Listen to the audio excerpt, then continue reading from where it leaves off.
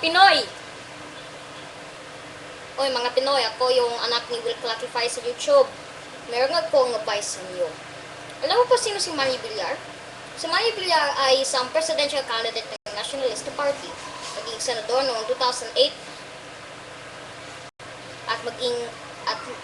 at maging presidente sa June 30, 2010 kung maboto mo siya.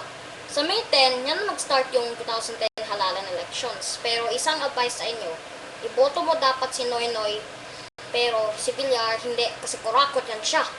Isang ebidensya. Diba mga advertisement niya, sinabi daw nila sa radyo, paid for Manny Villar. Dapat siya magbayad kasi kung merong magbabayad sa kanya, ibig sabihin, kinako niyang pera. Isang posibilidad lang, isa pa rin. Nagdaya lang siya para manalo. Ginamit niyang kahirapan ng Pilipinong tao para manalo. Sabi niyan sa TV Patrol World noon, kung mga Pilipino kayo, maalam mo na ibig sabihin ko. Si Noynoy naman, gipromise niya na ma-improve ang buong Pilipinas at maging maayos sila, at sabi daw niya walang corruption. Kung walang corrupt, maraming mangyayari na maganda sa Pilipinas.